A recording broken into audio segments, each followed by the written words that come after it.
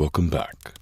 Tonight, we step into a time when power didn't just come from the sword, but from sacred lineage, divine favor, and the weight of ancient tradition.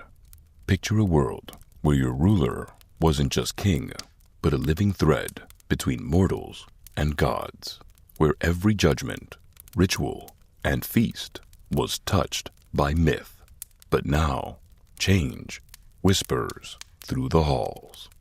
If stories like this speak to you, don't forget to hit that like button and subscribe if you haven't done so. And in the comments, I'd love to hear where you're listening from and what small rituals take shape during your day.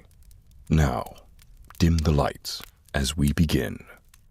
The quiet village square murmurs with low voices as you settle onto your worn wooden stool, the weight of years pressing down more heavily than ever before. Around you, neighbors bring their disputes, grazed fields, missing sheep, old debts, and every eye turns to you, waiting for the judgment they once believed. Some question your decisions, others doubt the ancient rituals you uphold. New voices from the growing town challenge the traditions you've long guarded. This is no ordinary burden you carry. You stand at the crossroad between the daily needs of your people and the mysterious powers that dwell beyond the mortal world. You are judge and warrior, priest and protector, caught in the delicate balance of mortal rule and divine favor. Rival chiefs and societies shifting winds. How do you hold fast when the sacred bond between gods and mortals starts to loosen? What becomes of your legacy when the role you've worn begins to slip away like sand through your fingers? You are the heart of your community, not just a ruler, but a living symbol of the order that holds your people together. In war and peace, their eyes turn to you. It is you who rallies the warriors. You distribute the stored weapons, raise your voice with certainty like Agamemnon or Odysseus, commanding warriors and braving the fury of battle.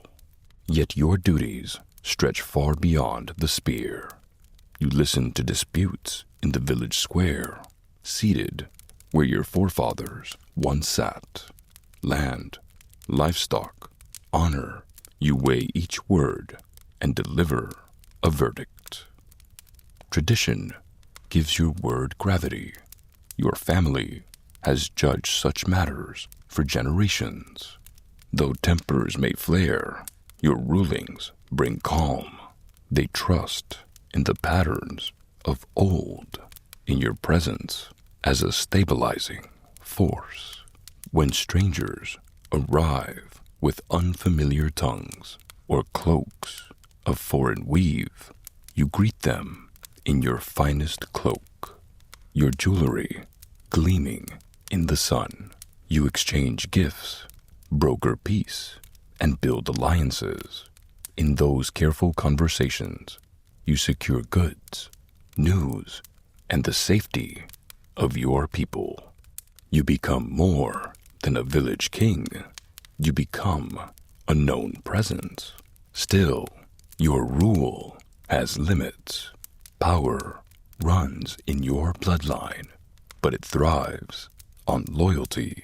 The aristoi, those other wealthy families, observe your every move. Their whispers can undermine. Their discontent can shake foundations. You walk a narrow road, balancing their favor while ensuring the common people still see you as their guardian. Within your own household, you act as a steward of the harvest, keeper of the spoils. You host the sacred feast, pour the first wine at ceremonies, and kneel in the altars before any other. You are the first to speak to the gods, the first to feel their silence or blessing. This mingling of political and spiritual duty defines you. You are not just a leader of men, but one who walks nearer to the divine. But your people demand more than tradition. In famine or drought, they turn not to your crown, but to your wisdom. They want results, peace, food, prosperity. Fail them, and they murmur. Fail too often, and they rise. History tells of Basilius unseated, their title hollowed until only memory remains. And so, each day you rise as both ruler and man, stepping into a role that demands strength, wisdom, humility, and divine favor. You hold a village together with decisions made in the space of heartbeats, and still must find a way in a world always changing. You are not merely a man in a cloak of power. You are the bridge between your people and the gods. The skies shift, the seasons turn, and with them your sacred duties unfold. Each ritual you lead binds your community to something greater, something eternal. In the heart of the village, at the sacred hearth, you kneel with barley in hand, pour out wine, and offer the chosen animals. You speak the ancient words, steady and clear. Every motion matters. A misstep could anger the gods. A mispronounced word could invite disaster. Your people watch and believe. Through your actions, they feel connected to the blessings they cannot see. You shape their trust in the invisible. You make the divine feel present. As the sun rises on another day, you gather the strength to do it again, to guide, to judge, to lead, to bless. You are the Basilius, and for now, the weight of gods and men still rests on your shoulders. Festivals brighten your calendar like torches in the night, like the Panathenaic celebration, are newer, but all pulse with sacred meaning. You do not merely attend them, you lead them.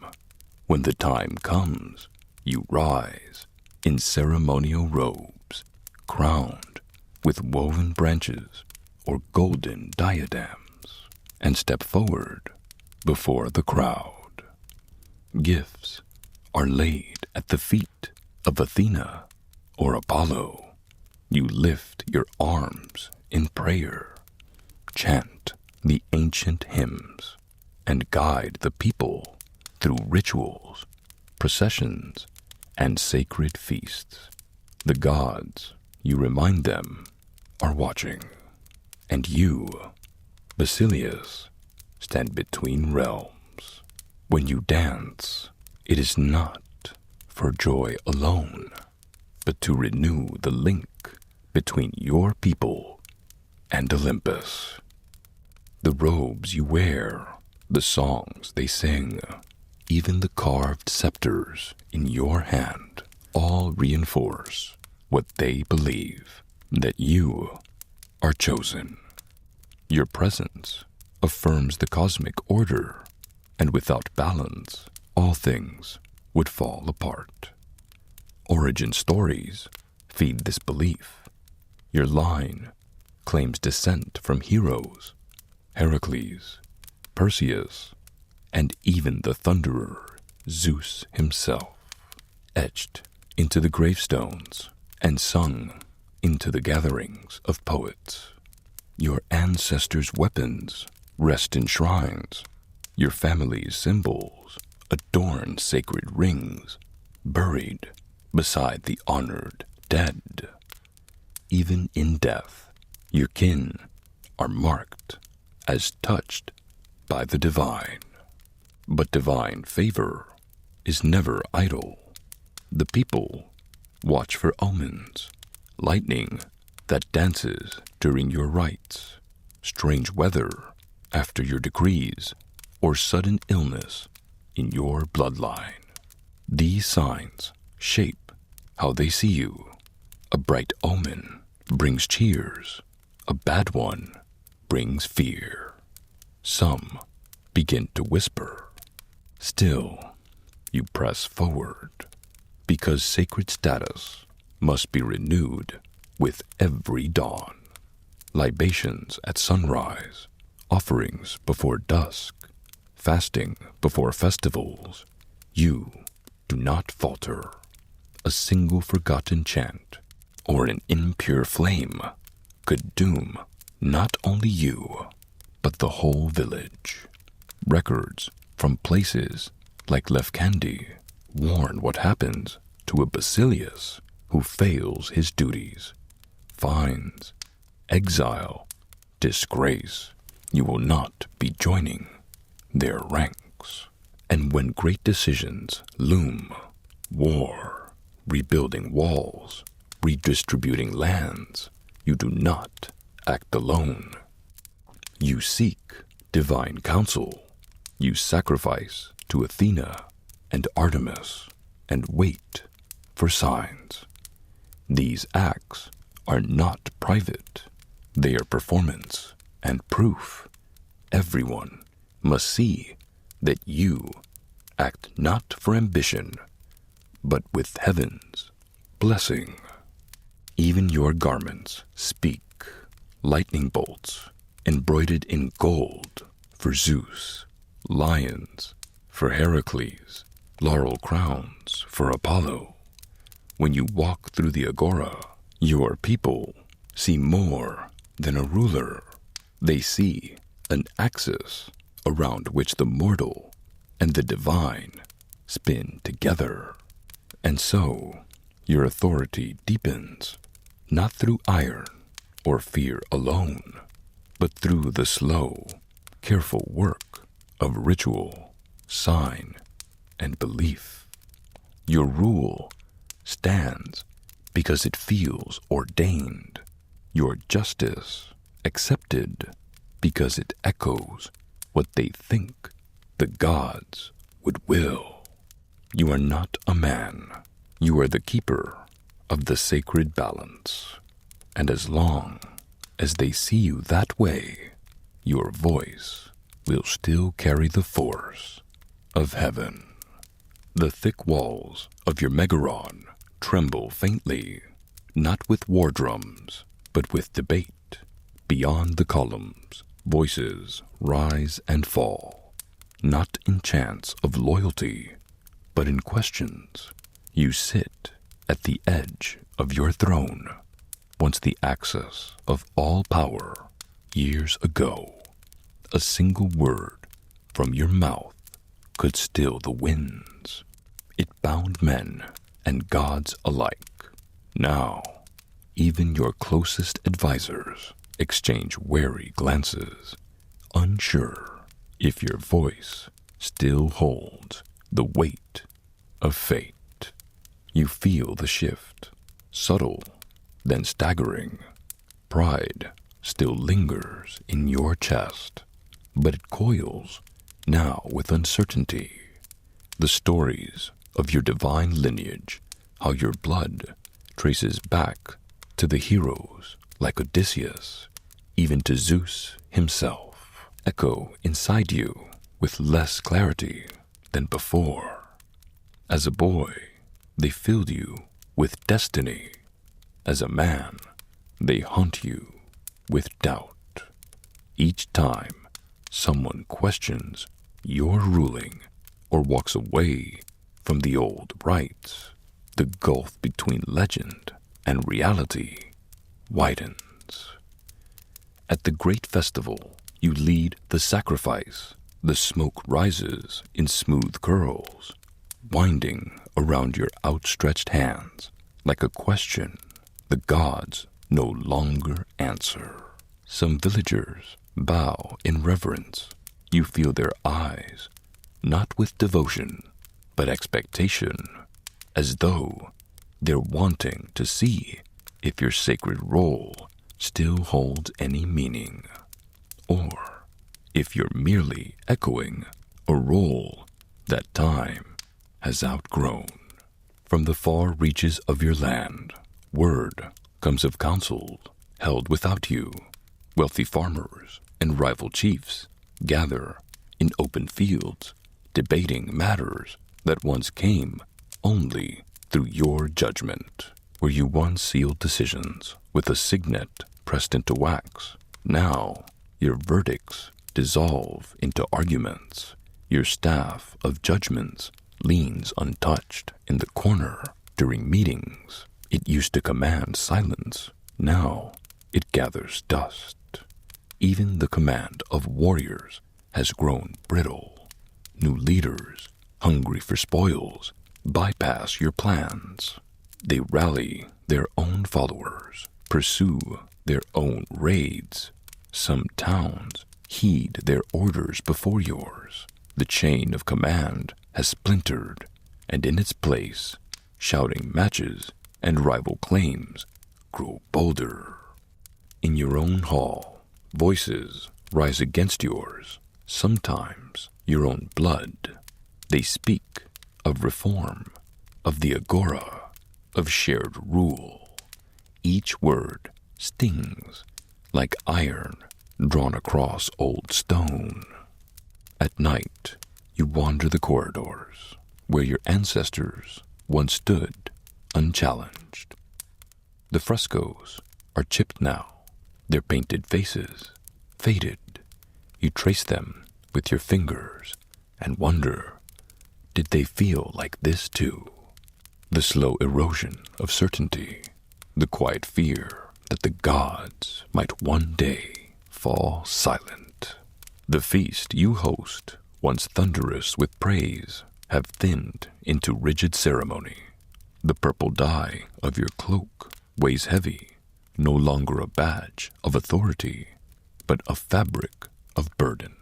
The elder priest still look at you, their eyes pleading for stability, but the younger ones glance elsewhere, to foreign gods, to newer customs, whispered in distant towns.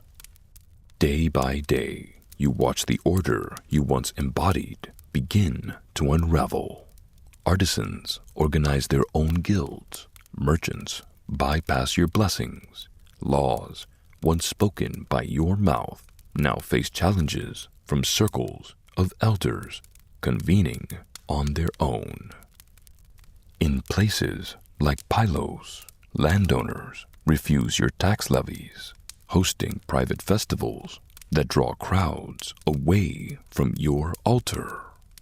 Each act carves another line into your brow, etched not by age, but by erosion. In Lefkandi, you attempt one final gesture. You plan grand rites for your tomb, a monument not only to your body, but to the age of divine kinship itself. You summon every last ounce of ritual, hoping that grandeur can still awaken awe. Yet, even as incense rises and the chants echo, you feel it. This is not triumph. This is remembrance. And remembrance is what follows the end. The youth in your city no longer recite your name with reverence. Behind closed doors, they laughed at the old ways, whisperings of new systems, new freedoms. Your voice, once thunder in the court, now barely stirs more than polite silence. When you summon assemblies now, the crowds listen, but not out of fear or faith. They listen because tradition says they must. And when you speak of oaths and divine law, some eyes still shine, but others glance sideways, waiting for the next speaker. You begin to compromise, to negotiate, to retreat. You once ruled with one voice, but now you argue like any other man. Each day, you walk the line between two worlds. One is fading, a world of heroes, sacred rights, unquestioned power. The other rises uncertainty, noisy, human. You feel the pull of both. Your crown sits on your head with the weight not only of glory, but of loss. You fight not merely to hold your place, but to make sense of what it means when the role itself crumbles beneath your feet. You are still Basilius, but your realm is not what it once was, and neither are you. Now that you've walked the path of the Basilius, through battlefields, sacred altars, village disputes, and inner chambers, you see the role for what it was. More than power, it was a burden. It was symbol. It was the fragile tether holding a community to its gods, to its ancestors, and to itself. But no order lasts forever. As new voices rise and old certainties fall away, even the most sacred crown must yield.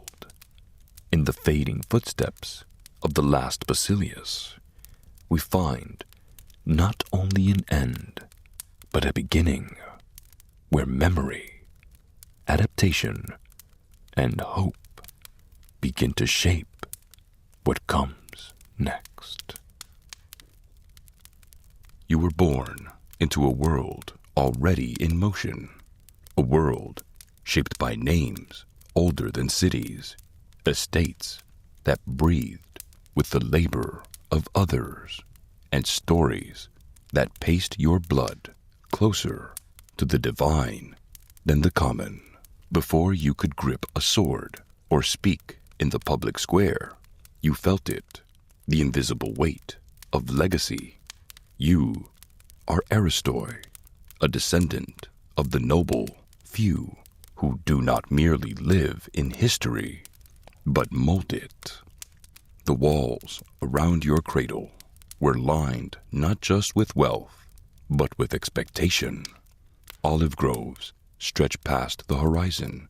Vineyards ripened under the same sun that once warmed your ancestors' backs. And every hall you walked whispered the tales of those who came before. You were protected, yes, but you were never free. Your surname opened doors, but it also closed others. Each ceremonial robe, every carved statue of a forefather reminded you you must be wise, brave, and unyielding. That is your inheritance. You heard the city long before you understood it, its murmurs, its demands. The same crowds that once bowed to your family's grandeur now raised their voices, calling not your name in praise, but justice, bread, and change. You trained to sway councils with silvered words. now felt your own tongue twisted, used both to preserve tradition and to challenge the tide of unrest. Your loyalty split at the seams, torn between upholding the order that made you and answering a future that might undo you. But this wasn't just your burden. It was the essence of being Aristoi, walking the line between glory and guilt, privilege and responsibility. Behind closed doors, your life was shaped by more than leisure. You balanced drills of battle with the weight of rhetoric, learned to lead armies and debates alike. You weren't just raised for comfort, you were bred for conflict, both of the sword and of the soul. You stand atop the ladder of society, not because you climbed it, but because you were born above its rungs. Your family is part of an elite, the Aristoi, those who control not only the best lands, but the very rhythm of civic life. Your estate is no modest dwelling, but a sprawling domain of olive trees, vineyards, fertile fields, and sacred groves. Your wealth is not tucked in coin purses, but seeded in the soil, harvested in silence by hands that do not bear your name. From your earliest years, you were reminded this land feeds not only your household, but your power. You learned how every root and vine feeds a system in which artists, tenants, soldiers, and servants depend on your favor. In places like Athens, Sparta, and Rome, your family's position is entrenched. You are not merely rich, you are necessary. The very city breathes through you. Yet, you cannot rest on your gold alone. You must prove again and again that you deserve it. That is why your tutors filled your head with tales of divine blood and ancient heroes. You are taught that your great-grandmother was descended from a god, that your house traces its line to Venus, to founders carved in myth. These aren't bedtime stories. They are your armor. When you enter a hall, people stand, not for you, but for what you represent. You are a living relic, expected to embody wisdom, courage, and dignity. Your upbringing reflects this. You are trained in battle as much as in law. Your marriage is not for love, but for strategy. Each union is carefully arranged to tie your lineage tighter to power, to reinforce what the world believes, that you were born to rule. You carry scrolls with your genealogy, polished seals that bear your crest, and pass walls hung with masks of your dead, those stern-faced images staring silently from the shadows. At funerals, actors wear their likeness, and the crowd remembers not just the deceased, but the weight of your name. Even your celebrations are different. You do not attend festivals, you lead them. In Rome, the purple stripe on your toga isn't fashion, it is authority. In your halls, only family may enter the private temple, where rituals pass through bloodlines, Visitors know they are guests, not just in a house, but in a legacy. This legacy defines everything. The city turns to you in times of celebration, and more so in times of crisis. They believe in your blood, in your name, in the centuries that placed you here. And whether you live up to it or not, they will look to you. You did not gain your land, you inherited it, and with it came dominion over valleys, plains, and the people who dwell there. In cities like Athens and Corinth, your holdings are the most fertile and well-placed, beside rivers, along the coast, near the roads that carry trade and armies alike. These lands do not just feed your house, they sustain your power. To keep them, you navigate a delicate dance of laws, marriages, and control. Land may pass to your sons, but it must never scatter. You defend your borders with private militias, loyal retainers, and walls built high enough to keep out both thieves and ambition. Tenant farmers work your soil and give you a portion of every harvest. Sharecroppers bind themselves to your mercy in exchange for shelter and seed. Even the smallest act of generosity from you, granting a plot, forgiving a debt, carries a cost in loyalty. Your wealth is more than comfort. It is leverage.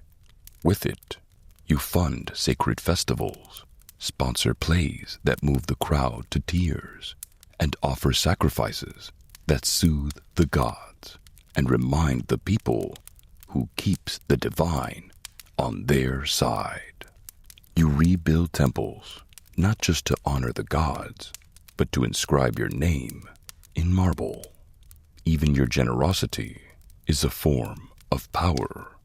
You are also a soldier, but a particular kind. You ride into battle, not on foot, but on horseback, wearing the best armor money can buy.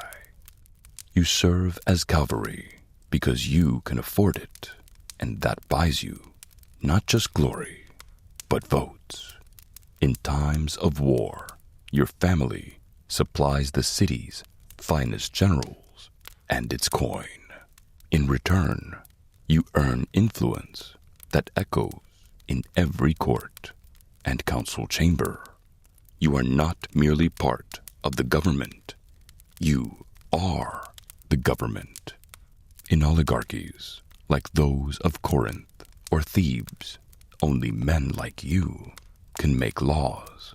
In Athens, before reforms, no man without land like yours could become archon. In Rome, your kind, partitions fill the Senate, shape legislation, and decide peace or war. You stand at the crossroads of power, land, law, lineage, and the legacy of the gods. But you also stand at its edge, because even the strongest stone can crack. And when the people rise, or a rival family hungers for your place, it is not your wealth alone that will save you, but the choices you make, the wisdom you wield, and the strength with which you carry the name you did not choose. You see the influence of your class in every corner of the city. Through carefully arranged patronage, you place allies in key positions, magistrates, generals, priests, land jobs, even courtrooms shift with a word from you. When you forge alliances, With priestly houses, it's not just for piety, it's for power. With temple support behind you, your voice echoes louder in matters of war, taxes, and trade. One vote from your estate might weigh as much as dozens from common citizens. You've seen how this works firsthand.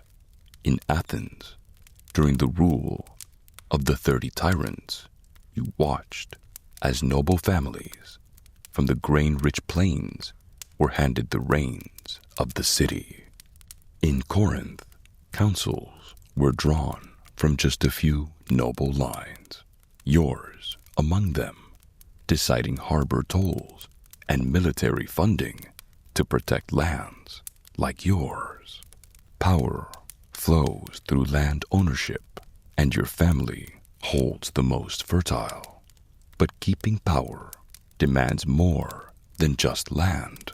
You've helped draft laws that block redistribution efforts, arranged strategic marriages, and, when the streets rumble with unrest, paid for guards to protect your villa. It's not just about what you own, but how you secure it through wealth, faith, arms, and law. You don't just influence policy, you are the policy. Your influence becomes self-sustaining. You sponsor festivals, underwrite temples, and fund public works, not out of generosity, but strategy. These gifts cement your name in the mouths of the people and the prayers of the priests.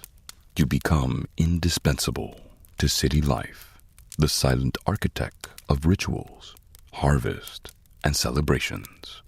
Your wealth underwrites the rhythm of the state. Your role in war cements your authority.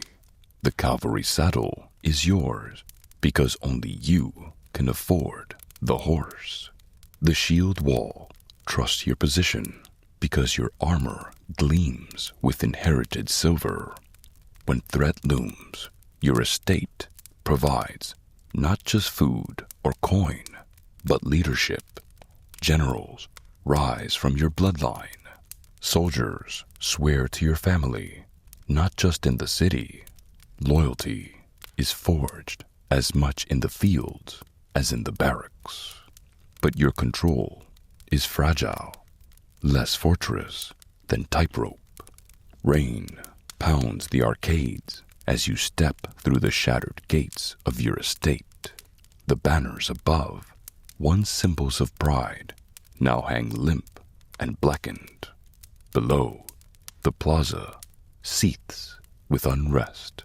Artisans, students, even guards, gathered under flickering torchlight.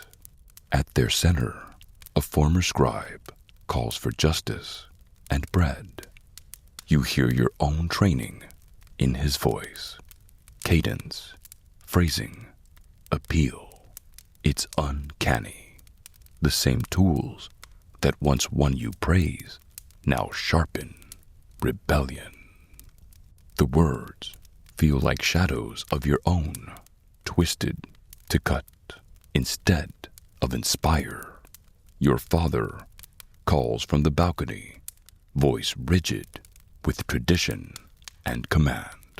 His Latin echoes through the plaza like a hymn of order. You see his resolve, but you also see the fear behind it. Your cousin Adrian presses a sword into your hand. You remember this grip. How many afternoons you spent drilling, parrying, training for battle, never imagining it would be turned inward toward your own city. They look to you now from both sides. The guards, loyal but weary. The crowd, angry but desperate. They call your name. These are people you grew up with, children of servants who once watched you train. Your noble blood urges caution. Your conscience whispers action. You walk forward, every step an increasing risk. You raise your voice. You draw from your education the clarity, the strength, the control. You offer peace. Open the stores in exchange for calm.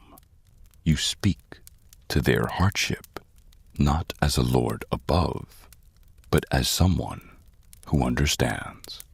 You feel the weight of every word. Some cheer, others scowl. Your kin will call you traitor. The rebels will call you tool. But the torches dim. The crowds shift. Grain flows out. And you, raised to rule, trained to fight, stand between the world you were born into and the one rising before your eyes. You've chosen the harder road, not victory, but balance, not power, but peace. And in that uncertain twilight, you realize this is the true test of nobility. But peace is never simple. In the days that follow, your name is carved into tavern walls and temple benches, sometimes in praise, sometimes in fury.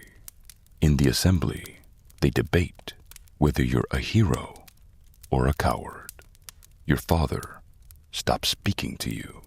Your cousin disappears to the northern frontier, blade still bloodied from the riots you diffused with words.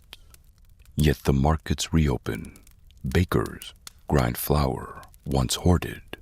Fishermen return to the harbor. Children laugh again in the alleyways that once echoed with marching boots. And though your family's estate bears scorch marks and shame, it still stands because you chose not to raise the city to save your pride.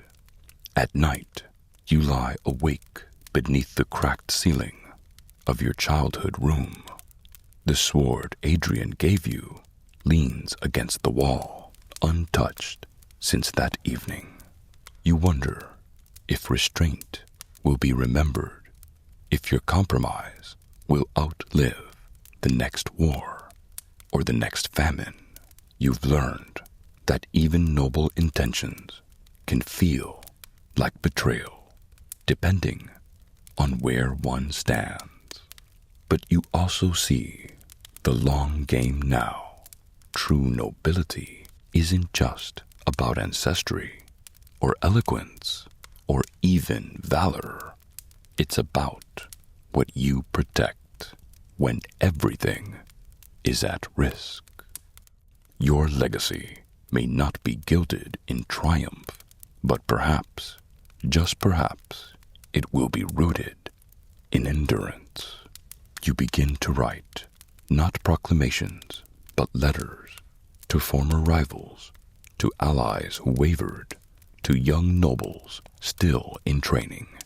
You teach them what wasn't taught to you, how to bend without breaking, how to listen without yielding power, how to wield both sword and silence with purpose.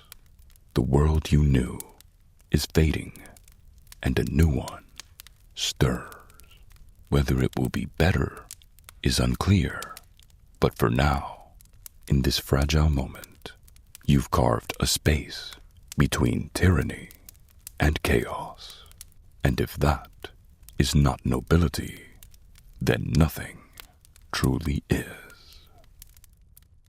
You begin by walking through the bustle of the city in the early morning light. Could this be Athens, or perhaps Corinth?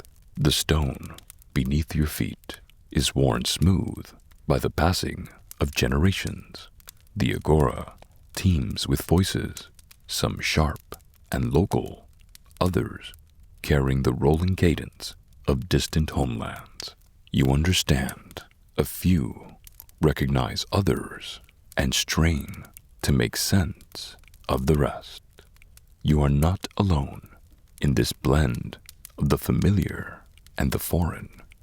You are a metic, not a citizen, not a slave, something in between. You have chosen or been brought to live here. This city is your home. Your shop stands on its streets. Your neighbors greet you, and your work sustains your life and maybe even theirs. And yet, when laws are passed or battles are planned, you have no voice. You belong and do not. The city welcomes your labor, your skills, your trade. You teach, you mend, you sail, you build. You pay your dues, you follow its laws, you respect its gods. But still, when the city counts its sons, you are not among them. You are asked to contribute, yet not invited to decide. You are a thread in the tapestry, but always one woven from the edges. Being a metic feels like balancing on a line drawn by someone else, visible and invisible all at once. You live in a space both honored and restrained. You pay a special tax just to stay, and a citizen, your prostates, must vouch for you, speak for you when legal matters arise. You cannot own land easily. You cannot vote. You cannot serve on a jury or speak in the assembly. You can succeed, but never fully belong. And yet, like others before you, you press on. You know the names. Passion, once a slave, now a wealthy banker. He started with nothing and still rose to respectability. Or Aristotle, who lived, taught, and transformed minds in this city, but was never granted citizenship. You walk the same streets, you breathe the same air, you carry the same quiet paradox within you, necessary but not equal. The city needs you, though it may not say it. Your ship brings in goods from far-off islands. Your tools repair wagons and shape armor. Your thoughts shape the minds of youth. You bring knowledge, ideas, labor, and livelihood. You form part of the unseen structure that supports this proud democracy, a democracy that does not yet fully see you. At times, you feel the warm pull of community. Friends invite you to meals. Your name is known in the marketplace. Your children laugh in the same courtyards as theirs. But at other times, especially when fear grips the city, when war looms or famine strikes, you feel eyes narrowing. You are reminded subtly or harshly that you are not truly one of them. Loyalty is questioned. Trust becomes conditional. And what you built with open hands can be taken away with a closed one. Still, you endure because cities are built not only by law, but by hands and hearts. You contribute in ways no decree can measure. You learn the rhythms of the place, its sacred festivals and civic rituals. You whisper prayers at the shrines, knowing the gods listen, whether or not the law does. You walk beneath the same stars, with the same hopes. You are not a shadow. You are a presence. You live within the paradox. Always here, never fully home.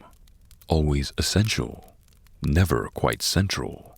Yet you remain, not because the system is just, but because your life has worth, even when the law does not say so. Because you are part of something greater, and because, even from the margins, you shape the center. To be a medic is to carry two truths in your chest. I am of this place, and I am not. In the legal language of Athens, you are a metokos, one who dwells among. You are free. You are not enslaved. You have come from another city or land, and you have chosen or been chosen to settle here. Some, like you, were born to medic parents and have never known another home. Others arrived as refugees, merchants, craftsmen, or teachers. You are part of the living fabric of the city, though your thread remains distinct. Like today's permanent residents in modern nations, you work, learn, raise children, and contribute. But there are limits, and they are constant. To remain here legally, you must register with officials and secure a local citizen sponsor your prostates who speak on your behalf in court, who represent you when questions of status or law arise. Without this sponsorship, you could be fined or even expelled. You pay a tax, a reminder that your right to stay must be purchased, not presumed. Still, many in your position flourish. Some become prosperous merchants, admired artisans, respected physicians. You may open a shop by the port, build a reputation as a skillful craftsperson, or run a business that even a citizen can depend on. You might marry another medic, raise children who speak the city's tongue as their own, and grow old beneath its temples. But your rights will never match your roots.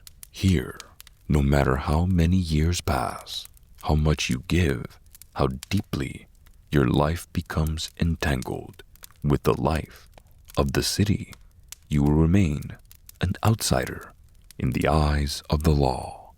You may walk the same streets, but your footsteps are counted differently. You are here, you are needed, you are known, but you are not home. Despite the boundaries set around your name, your presence here is anything but marginal. You are a medic, and your labor, your knowledge, your craft is the quiet current beneath the glory of these city-states. The city grows because of people like you. It breathes because of your hands, your trade, your movement through its streets. In a place like Athens, your kind is everywhere. During the height of its golden age in the 5th century BCE, thousands of medics from across the Mediterranean made this city their home. You may have arrived from Thebes or Rhodes, from the markets of Libya or the shipyards of Egypt. You may have spoken another tongue, worn a different style of clothing, eaten unfamiliar foods. But here, in this humming hive of stone and sound, you are no longer a stranger. You are part of the living rhythm. You likely settled near the city walls or along the noisy arteries that stretch towards the port of Piraeus. The air smells of spice, smoke, and fish. The streets ring with languages layered over each other like music. Your home may be small, perhaps a room above your shop or beside your place of trade. If you're fortunate or skilled, you've earned enough to rent something larger, something sturdier. Your quarters are not palatial, but they are yours. Every day draws you into the common life of the city, and the agora, the beating heart of Athens, swells with shouts and laughter. You brush past citizens, slaves, travelers, and the other medics alike. Here, titles blur for a while. You haggle, trade, greet old friends. You might seek out a business partner, sell your wares, or simply listen to the hum of gossip and news.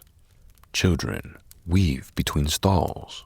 Women carry baskets, and deals are struck with the nod of a head or the tap of a coin.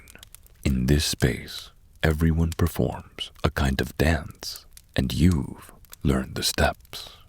You may not own land, and the law keeps you from political life. You pay a tax just to stay. You rely on a citizen sponsor, the prostates, to advocate for you when you need it. But despite these limitations, you have built a life, and for all those barriers that surround your rights, your contribution flows into every corner of the city's well-being. The texture of your experience depends on your fortune, on your craft, your connections, your perseverance. You might live above a pottery shop, its kiln firing late into the night. Perhaps you shape amphorae with your hands, taught by your father, who learned from his father. The world knows your name through the patterns you paint. If you're like Amasis, the famed potter, your style might even live beyond you. Or maybe your forge burns hotter than the sun. Bronze shimmers under your fingers as you form blades, shields, and temple offerings. Generations of knowledge carried from one coastline to another now rest in your muscle memory. Your shop is small, but your reputation is wide. You might walk to the shipyards each morning.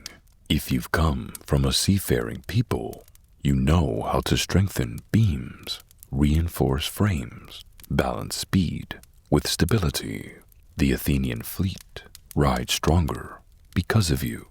Shipwrights, like Diomedes, also a medic, helped shape a navy that ruled the sea. Perhaps you run a modest stall in the market, selling dyes from Phoenicia or grain imported from Sicily. Or maybe you oversee a booming enterprise, a banking house like Passion did, employing citizens and slaves alike.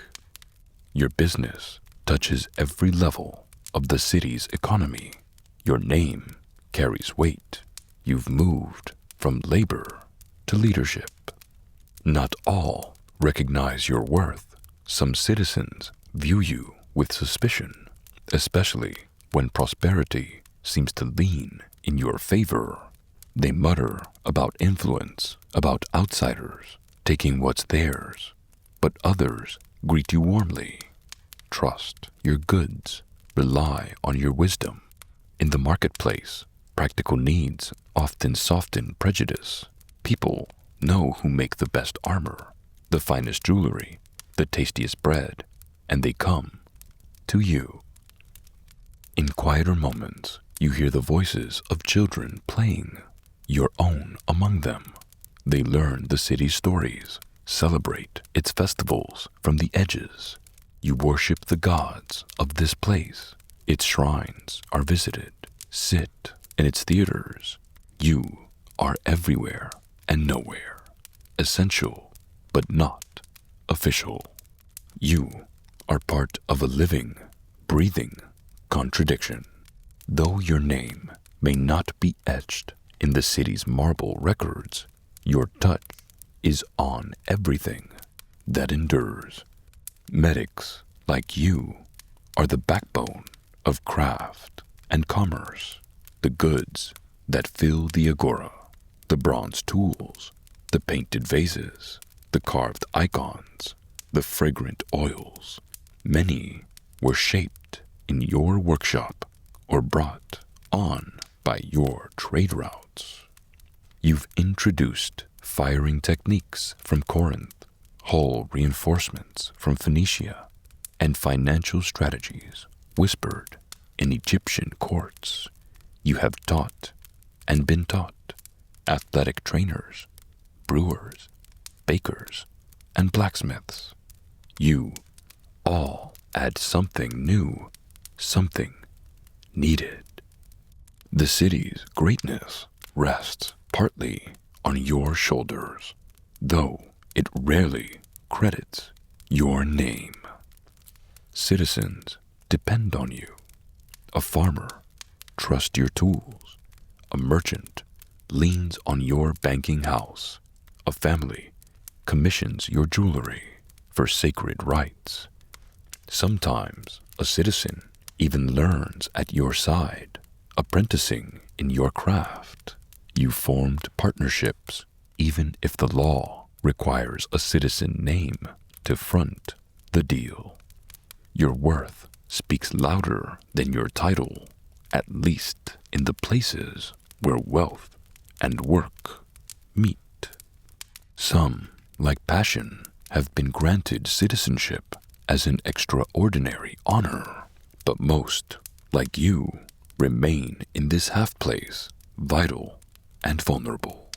You build a reputation not only for your skill, but for your reliability, your adaptability, and your silent persistence. Your path is not without burden.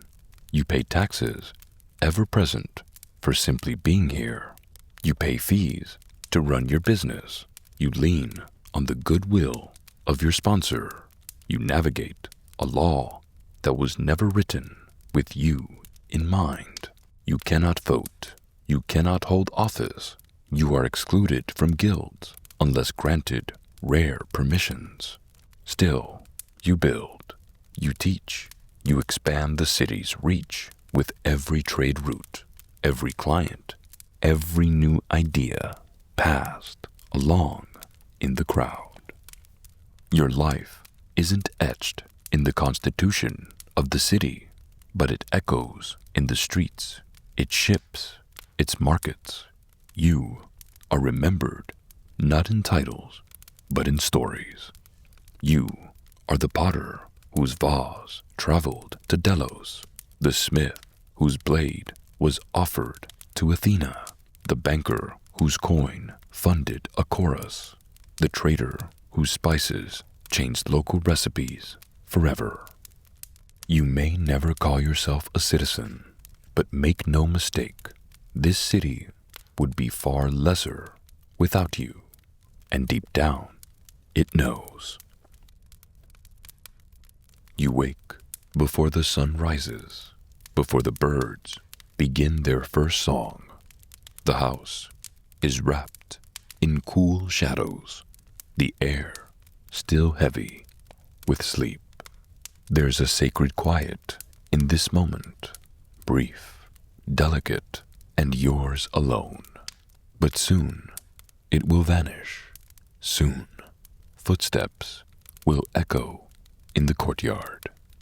A child will cry out for food. The fire must be stoked. The water must be fetched. And the loom must be prepared. This is the rhythm that guides your life, as sure and unrelenting as the turning of the seasons. You live in the oikos, the household, not merely as a resident, but as its quiet center. You are the pulse that keeps it moving, the invisible architect of its order. While men stride through marble porticos, debating laws and commanding attention, your work happens in hushed tones, and hidden rooms. It is not less important, only less seen. Outside, the city hums. Men crowd into the agora with urgent voices and loud gestures. They debate, decide, and declare. You might catch pieces of their discussions drifting over the courtyard wall like smoke. Words about wars, treaties, and taxes. But you do not enter that arena. The public sphere is not yours. You are not invited to vote, to speak in the assembly, to be heard in courts. The law has already decided what your voice is worth in such matters. Silence. And yet, you are far from powerless. Your world has a different map. It is drawn in daily rituals and careful management. You oversee grain stored in tall clay jars, count amphorae of olive oil, and judge when the household's wine must be replenished. You bake, preserve, and prepare for festival days. Your hands twist wool into thread. Your fingers know the tension of the loom by memory. Your cloth becomes clothing, bedding, dowries. Every finished garment tells a story of patience and precision. You are a teacher, too. Daughters watch you as you measure, flour, stitch fabric. With every motion, you pass down knowledge not found in scrolls, but in muscle and memory. They learn from you how to run a home, how to tend wounds, how to move through a world that sees them as shadow rather than light. The future is shaped in these lessons. Outside the home, your movements are more restrained, but not without purpose. You walk to the public fountain with a terracotta hydria balanced on your shoulder. You trade greetings with other women, share news, laugh in stolen moments. These walks, mundane to some, are moments of independence, a taste of the city's breath. Sometimes you help a neighbor prepare for a ritual feast or exchange herbs for dye. These connections create a hidden web of strength between women. Then come the festivals, the sacred days. These are the times when your presence becomes impossible to ignore. During the Thesmophoria, you lead songs, offer prayers, and carry the weight of tradition with a dignity born of belief. You do not hold political office, but you guide rituals that bless the crops, protect families, and honor the gods. In those moments, even the city pauses to listen. You are seen not by judges or by generals, but by the divine. Still, there are nights when you wonder, what would it feel like to speak your mind without permission, to own land outright, to enter a court and defend yourself, to hear your name spoken with respect in matters of the state. History may not carve your deeds into stone, but it rests on your shoulders just the same. You privilege lineage, stabilize households, and keep sacred tradition alive, not for praise, but because it must be done. Your life is not easy. It is bound by rules written without you, shaped by customs designed to contain you. And yet, within those boundaries, you create meaning, you craft beauty, you wield a kind of power that cannot be voted away because it lives in gestures, in memory, and in continuity. So what does it mean to live unseen but essential, to be kept out yet always at the center of what holds a family and a city together? Step through the threshold of your home. Feel the dust beneath your sandals. Hold the distaff and the spindle. Light the hearth. Lift the water jar. Bow your head in prayer. Yours is a life shaped by silence, but strengthened by presence. You are the unseen pillar of Athenian life. And though the city rarely names you, it could not stand without you. Your mornings begin before the city awakes. The house is still, lit only by the faintest glow slipping through the rooftop tiles. Before your husband or sons rise, you are already at work, checking storage jars, preparing dough, overseeing the first tasks of the day. The home, the oikos, is your domain, and you keep it running like clockwork. Most of your day is spent within the women's quarters, here surrounded by your daughters and other women of the household. You teach the skills that every girl must learn: how to spin fleece into thread, how to weave it into cloth, how to manage stores of food and supplies so nothing is wasted. You hear the rhythmic clack of the loom, steady and familiar. The fabric you weave will clothe your family and show visitors the diligence of your hands. The diligence of your hands. In stories, a woman who weaves well is respected. You know what that means. She is dependable, marriageable, a woman of worth. But weaving is only part of your work. You oversee the servants or enslaved workers in the kitchen and storerooms.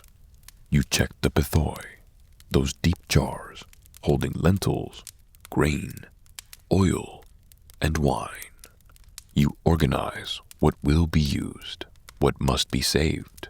You manage the rhythms of meals, festivals, cleanings, and repairs. On festival days, you make sweet cakes or offer homemade wine. Every detail of the home reflects your skills and care, even if your name is never spoken in public.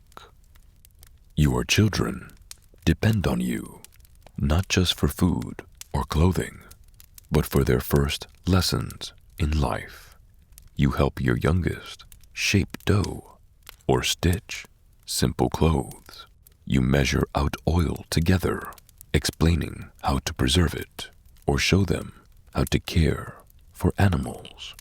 You pass down not just knowledge, but stories and rituals, how to honor the gods, how to prepare offerings, how to carry yourself with dignity in a world where your presence is often overlooked. Yet life isn't all work.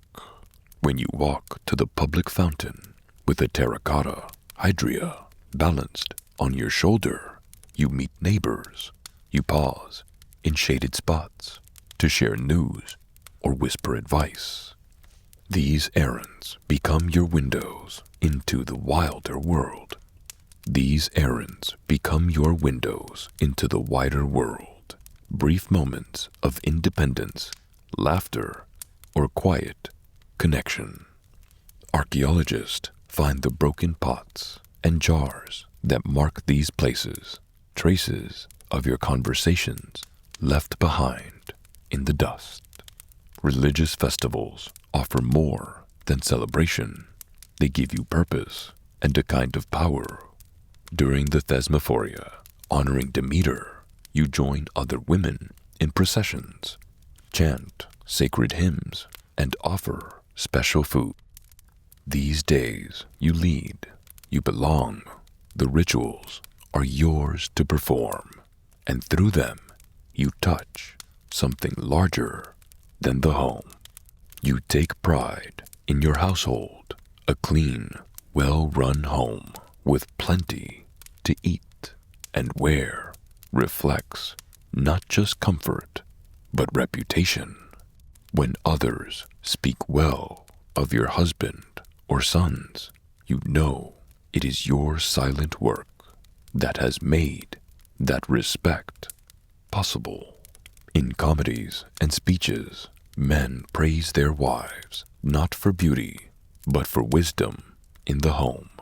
And though those words are rare, you feel their truth when your family thrives. Still, there are limits you cannot ignore. Your world is shaped by thick walls and narrow doors. Men pass through public spaces freely. You stay where you are, protected, but also controlled. You do not own the home you maintain.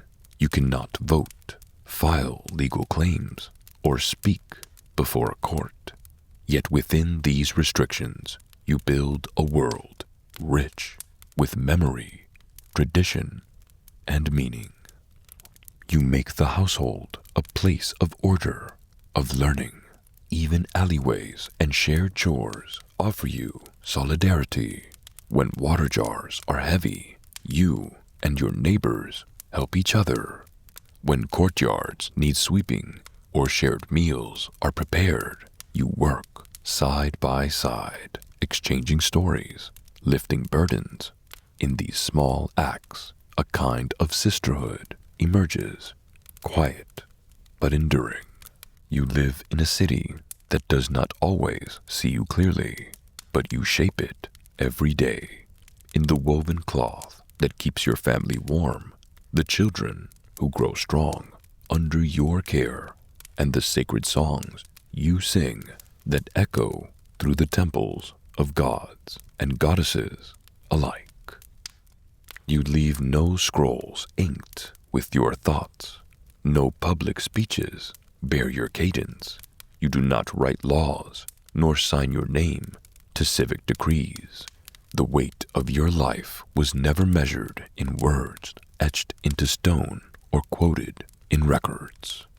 And yet, centuries later, the imprint of your presence endures, not in proclamations, but in the quiet persistence of what you touched, what you used, and what you made. A blackened cooking pot, its base fire-scored from decades beside a hearth. A loom, weight-stamped with your name. A rare and precious act of self-assertion. A clay water jar once hoisted onto your hip as you walked the sun-warmed stone path to the communal fountain. These are not grand monuments, yet they endure, found in the soil beneath crumbling homes, stored carefully in museums far from where you lived. These humble things now speak for you. They whisper your story to those willing to listen. Archaeologists trace your steps through rooms worn smooth by your movement. They uncover hearths where you warmed your family's meals, tools shaped to fit a woman's grip, spindle whorls polished from years of twisting threads. They reconstruct your world from these fragments, rooms without grandeur, but full of purpose. In them, they see the invisible architecture of your life, cycles of labor, seasons of care, and the woven beauty of things made by hand. But even more revealing is the absence of your voice in written words. When ancient writers mention you, it's often with contradiction. In Aristophanes' comedies, you are the clever disruptor and the ridiculous caricature. In Plato's dialogues, you are both muse and limitation. They admire your skill as a weaver, your loyalty as a wife, your role in rituals, but insist you remain confined. Stay home, stay modest, stay silent. And yet, you shaped lives, dozens, maybe hundreds, without ever stepping onto a stage or standing in a courtroom. Every jar of preserved olive oil, every folded cloak, every carefully raised child bore the mark of your labor.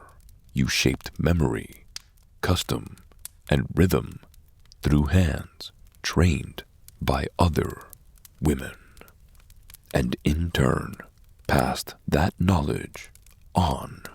This was your inheritance and your legacy. Your power was never declared. It was woven, stirred, whispered.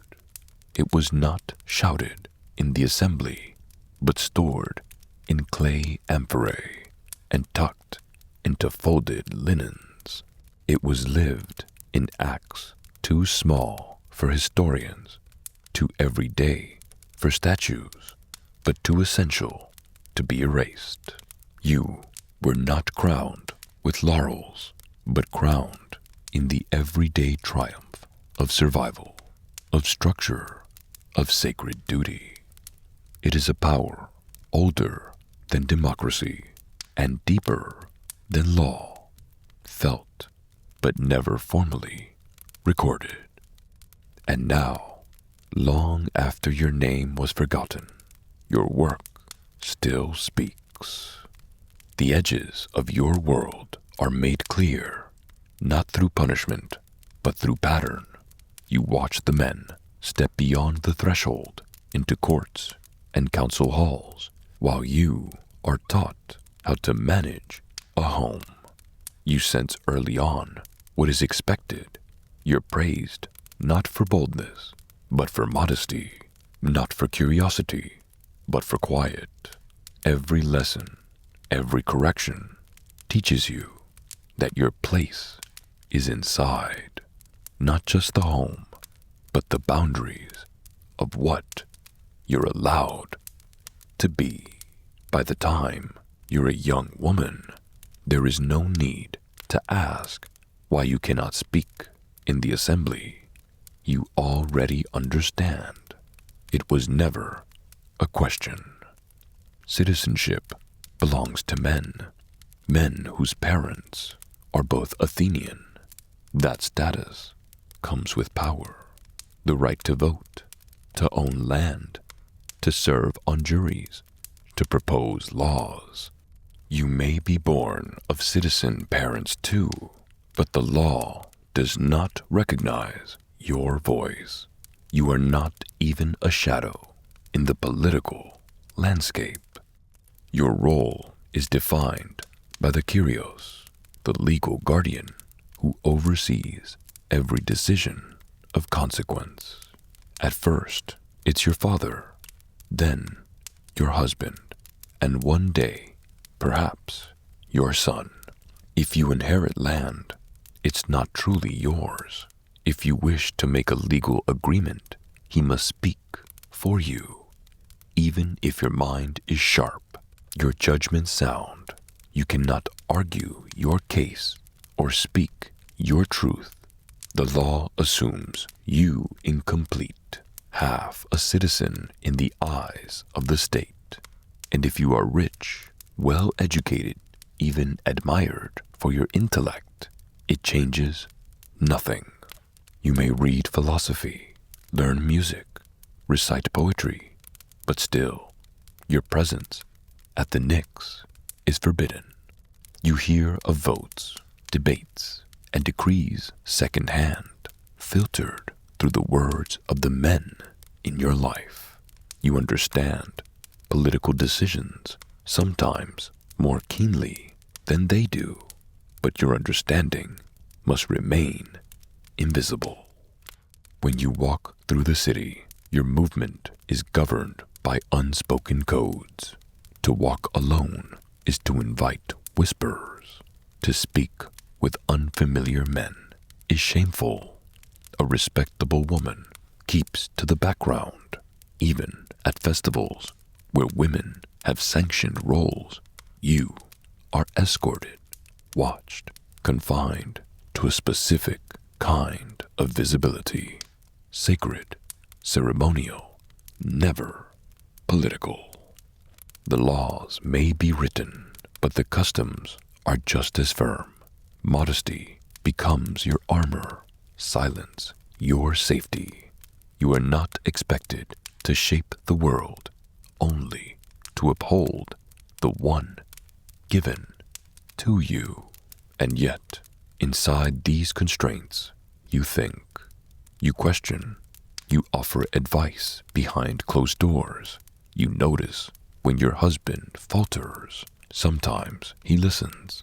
Sometimes your counsel quietly shapes decisions that affect many. But no one knows it came from you. You become fluent in the unspoken language of presence, how to be noticed without drawing attention, how to guide without leading, how to protect your children's future without claiming credit. You pass on strength, not through public acclaim, but through endurance. You manage households, resolve disputes, manage servants, prepare daughters for lives just like yours.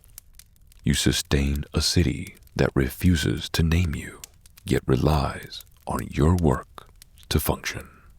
And maybe that is the deepest paradox. The same society that silences you depends entirely on the world you keep intact. You are not part of its politics, but you are the breath beneath its structure. You are unseen, but never unfelt. The city still sleeps when you step into the pale hush of dawn. Cool stone greets the soles of your sandals, grounding you in the ancient rhythm of Athens. A breeze stirs, light and expectant, carrying with it the distant salt of the sea and the earthy breath of olive trees. The streets, usually alive with shouting merchants and spirited debate, are now tender in their quiet, soft, almost sacred in their silence. It is as if the city itself is holding its breath.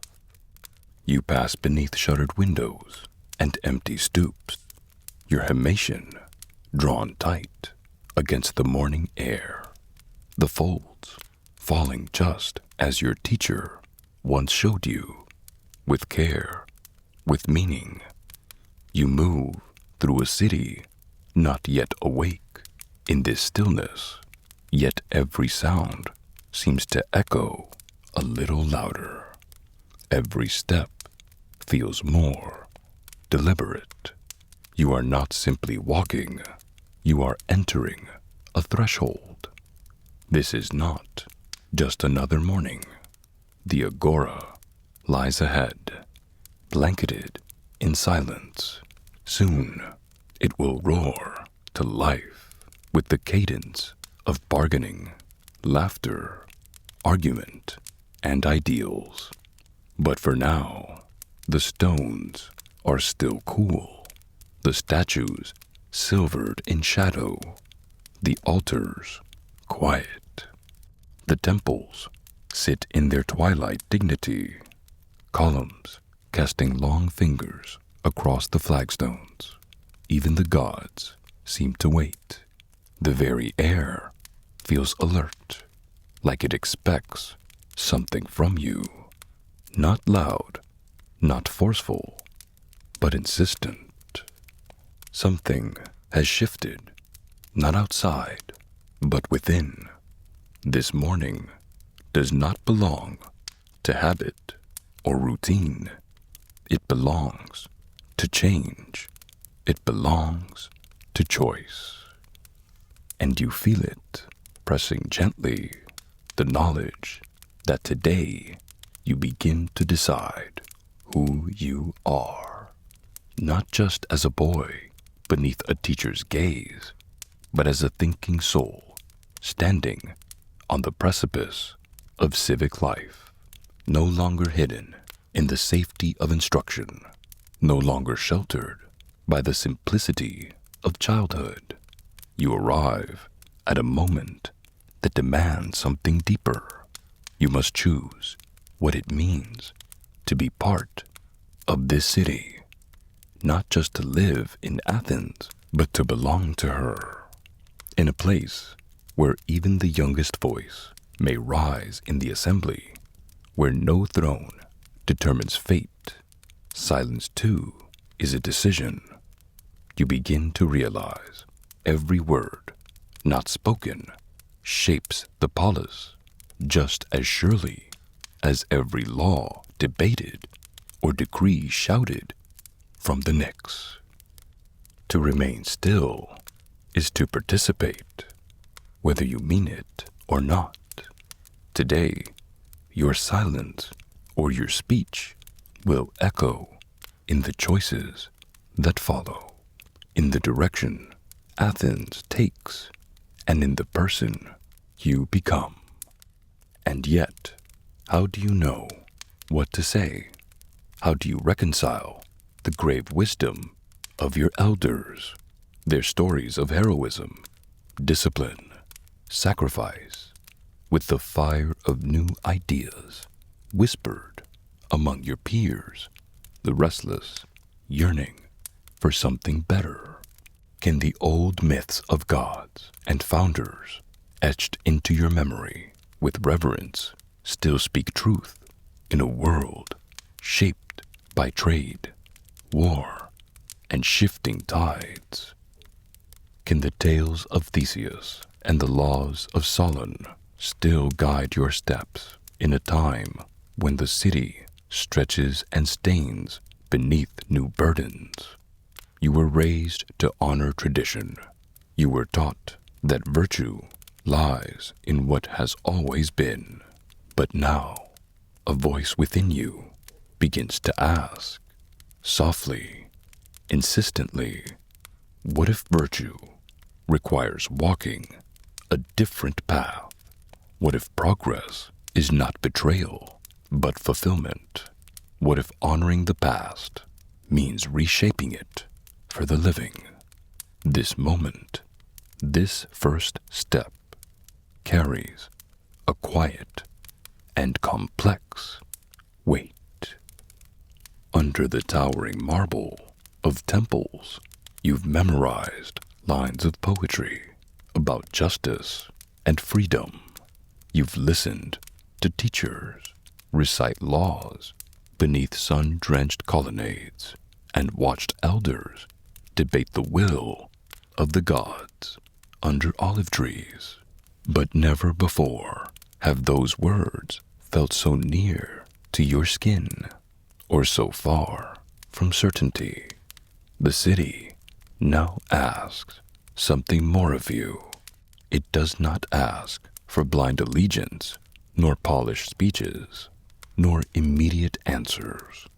It asks for courage, the quiet kind, the kind that trembles and still stands up. Not only the courage to speak, but the courage to think for yourself, to question not for the sake of rebellion, but for the sake of truth, to doubt, not to destroy, but to deepen understanding. It asks for wisdom, not the kind you quote, but the kind that takes shape in long silences and uneasy questions.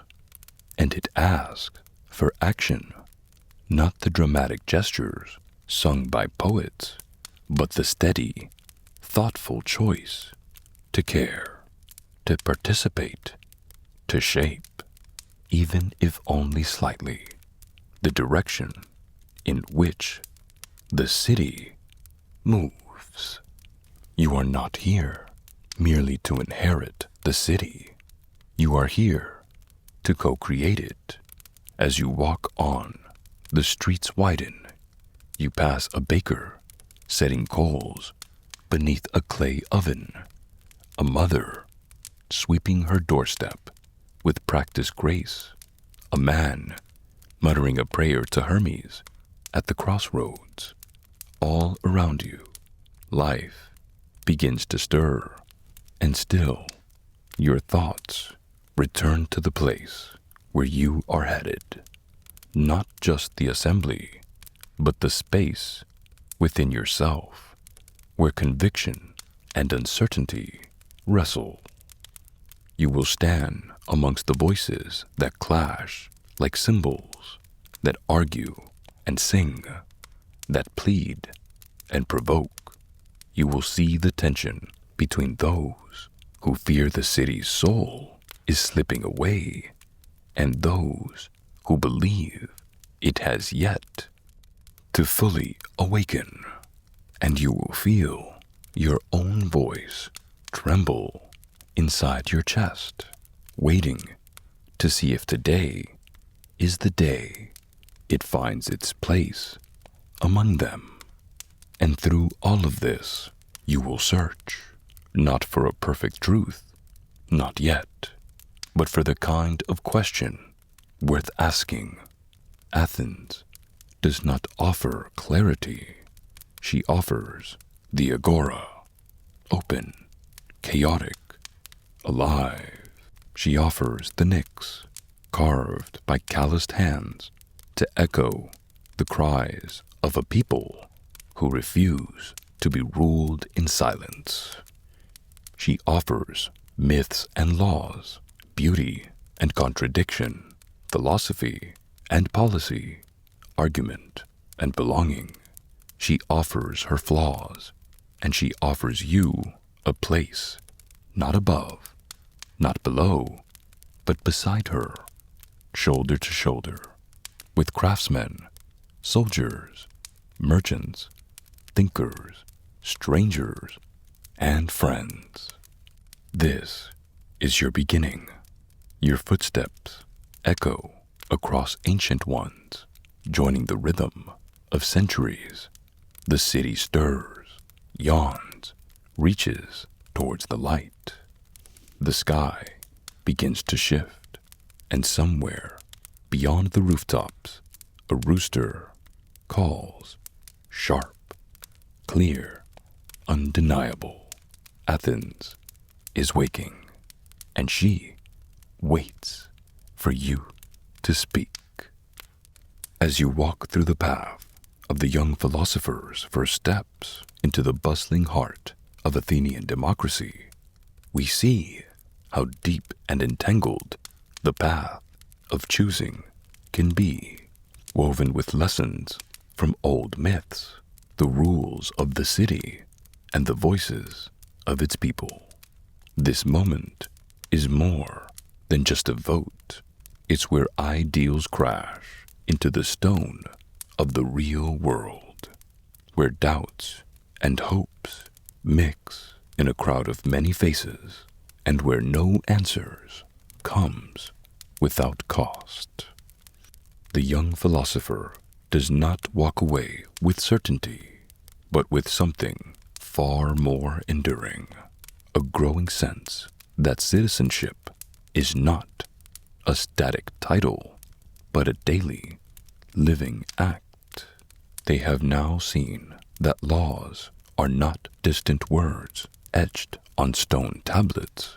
They ripple through fields and markets, into kitchens and temples, through the minds of children and the hands of builders.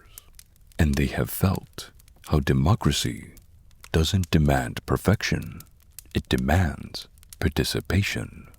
In a world where even the wisest minds disagree, where progress risks offense and tradition guards meaning, being a citizen means standing up anyway, listening anyway, speaking anyway.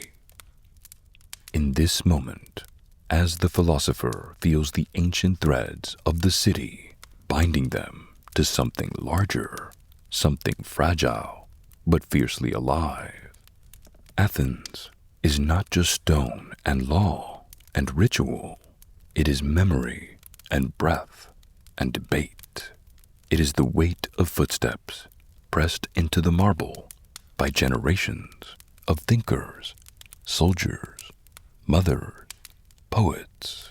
Every voice in the assembly, whether wrapped in fear or fire, is a thread spun from the soul of the city. Some threads tremble with the burden of the past. Others burn with the friction of the future, trying to emerge. Together, they form a living weave, beautiful in its contradictions, unfinished by design. Every vote cast, every gesture of dissent or agreement is a stitch in the city's ever-evolving tapestry. No single strand defines the image, but remove one and the shape is never the same. In this realization, the philosopher's breath catches. The city is not held together by walls alone, or even by laws. It is held together by participation, by people showing up again and again, flawed and uncertain, ready to speak or simply to listen. As they prepare to speak or to remain in silence, they realize that the weight of the moment is not in being right, not in the crafting the most persuasive argument, nor in the anticipation of outcomes. It is in showing up honestly. It is standing where so many have stood before, feeling the crush of doubt, but refusing to yield to apathy. It is in bearing the weight of uncertainty, risking the sting of failure, and still acting with care, with intention, with hope. Because growing up, it turns out, is not about finally knowing the answers. It's about learning to live with the questions, carrying them like water in a cracked jar, knowing some truths will spill along the way, but still moving forward. The philosopher now understands the role of a thinker in a democracy is not to sit on the sidelines waiting for clarity to descend like divine light. Clarity rarely comes before the choice. It comes in fragments, often long after. The thinker must act while the fog remains, lighting small lamps with questions, not to lead blindly, but to walk with eyes open, to use doubt not as a cage, but as a compass, to ask better questions even when the answers remain just out of reach, to hold the past with respect like a grandfather's worn cloak, and still step into the unknown with eyes unblinking. And so, with the city swirling around them, voices clashing like waves on a rocky shore, sandals scraping against the sun-warmed stone, prayers murmured between clenched teeth, arguments flowering and unraveling in real time. The philosopher stands a little taller, not because they are certain. Certainty is a luxury too easily mistaken for wisdom.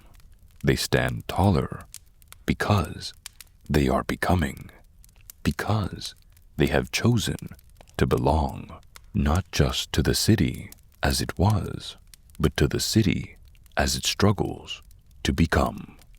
The vote they cast today may not change everything, but it will still shape something.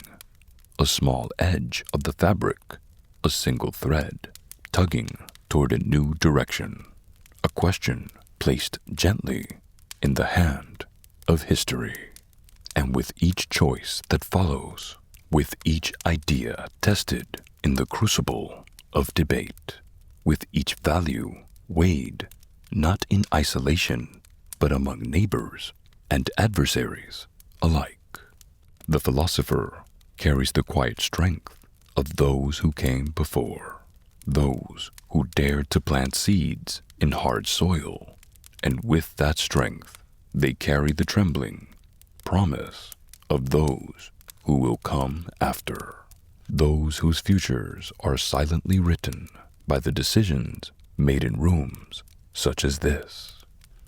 In the end, democracy, like philosophy, is not a destination you arrive at and call complete. It is a practice, a rhythm, a risk, a shared burden, passed hand to hand. It is a never-ending dialogue between what has been, what is, and what might yet be, between caution and courage, between reverence and renewal, and it begins again and again, every time someone chooses to care, to listen, to reflect, to speak, or to step back with wisdom, to cast a vote, not because they are sure, but because they are present, and above all, to decide, not for perfection, but for participation, not for applause, but for accountability, not for the past alone, nor for the future alone, but for both, braided together into the living and the breath of the city. Because Athens lives not only in temples and laws, but in every soul that dares to ask, what is right, and what must I do now in the name of it? You've just woken up in ancient Greece. The first thing you smell is smoke from a nearby altar. Some early risers are already burning incense to Zeus. Your feet hit cool stone as you slip into your sandals. There's no coffee brewing, but a neighbor might pour wine into the hearth for Hestia before you break your fast. Outside, you hear the distant bleating of sheep being herded to the shrine of Artemis, and the clatter of merchants laying out fresh figs near Hermes' statue in the agora. Your life is entwined with the divine before you step into the workshop to shape clay or hammer metal. You pause at a little figurine of Athena, whispering for steady hands and clever ideas. On the docks, every voyage begins and ends at an altar to Poseidon, because one wrong wave could mean disaster. When soldiers march off to battle, they gather around a grand altar to Ares, offering a goat or a cup of wine, hoping for courage and protection. Even at home, before you tend the hearthfire, you honor Hestia, trusting that her presence keeps your family safe and warm. In ancient Greece, The gods were not distant myths. They were present in wind and fire, in illness and recovery, in victory and loss. Their power shaped not only the grand sweep of fate, but also the smallest details of everyday life. Mortals lived in a world where divine forces were believed to be watching, judging, and intervening. To please them was to invite protection, prosperity, and peace. To offend them, even unknowingly, risked drought, defeat, or disaster. Honoring the gods wasn't a choice, it was a necessity, woven into the fabric of daily routines and major life events. Woven into the fabric of daily routines and major life events, each household had its hearth fire sacred to Hestia, where offerings were made at dawn and dusk. A splash of wine, a few grains of barley, a murmured prayer, small gestures meant to show gratitude, ask for favor, or ward off misfortune. Even a poor farmer would pause to offer thanks before eating, knowing that his harvest depended as much on divine goodwill as it did on hard work. In the bustling heart of cities, worship grew more elaborate. Massive temples loomed over marketplaces and gathering spaces, their columns stretching toward the heavens. Priests and priestesses, trained in sacred rites, stood as intermediaries between mortals and gods. Sacrifices of animals, carefully chosen and ritually prepared, were offered with solemnity and spectacle. The rising smoke, the scent of burning fat, the rhythmic chants and prayers all formed a bridge between the mortal and the divine. Festivals elevated this connection to its peak. These were not just religious observances. They were theatrical, athletic, and social events designed to honor a god and bring a city together in joyful reverence. In Athens, during the Panathenaic festival, the city came alive for Athena with processions, music, dance, and competition. The offering of a peplos, a finely woven robe, symbolized the city's devotion. Elsewhere, in the countryside, the rhythm of planting and harvest beat in time with rituals to Demeter and Dionysus. Villagers gave thanks with bread and wine, trusting that their devotion would ensure fertile fields and healthy livestock. Temples and sacred sites, whether grand structures or humble shrines, marked places where the divine could be approached. A soldier might pray to Ares before battle, a mother to Artemis for safe childbirth. Pilgrims traveled miles to consult oracles, believing the gods spoke through cryptic words and sacred signs. At sea, sailors stopped at Poseidon's altars, offering tokens for calm waters. The gods were everywhere, and ignoring them was unthinkable. To worship was to seek balance in a world ruled by unseen powers. It was to recognize one's place in the grand order, from the humblest farmer to the wealthiest noble, and to reach upward through smoke, song, and sacrifice in hopes that the gods would look kindly down. You live each day under the watchful eyes of the gods, aware that your prayers and offerings set the very rhythm of your life. At dawn, you might stand before your humble hearth, offering a few drops of wine to Hestia before you taste your first meal, knowing that even this small act keeps the goddess pleased. As you move through the fields and streets, you scan sky and earth for any sign. A strange bird call, the flash of lightning, a sudden cough in a neighbor's child, each potentially signaling the favor or anger of a deity. If you hear of the oracle at Delphi, you might plan to travel there for days just to ask Apollo a question, hoping for his cryptic guidance. You pray over your seeds before planting, promise to sacrifice a ram if you win a battle, and whisper thanks when a child is born. In every moment, you feel the God's presence pressing close, their moods shaping your fate. You leave the season's first fruits, golden sheaves of wheat, or clusters of grapes, grateful for a fruitful harvest and praying for gentle rains. Before a contest of skill or a moment of decision, you light olive oil in a lamp before Athena or Apollo, silently asking for wisdom to guide your actions or musical inspiration for your songs. When you plan a fishing trip or a hunt, you place a small clay statue of Poseidon or Artemis at the shrine, pleading for safe passage across the waves or a successful chase through the forests. Sometimes, regardless of the specific deity, you burn incense, fragrant resins, whose smoke you believe drifts toward Olympus, carrying your hopes for general blessings and protection. In your mind, good fortune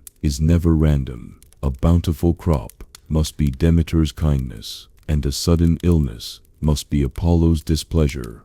Good fortune is never random. A bountiful crop must be Demeter's kindness, and a sudden illness must be Apollo's displeasure. This constant exchange of hope and anxiety grips you and everyone around you.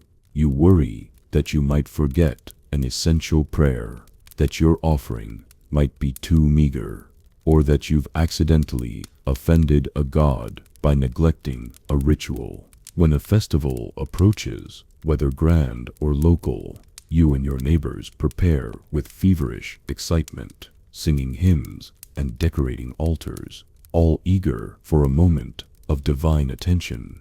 But if a plague descends, or the river fails to flood its banks, guilt and fear spread swiftly.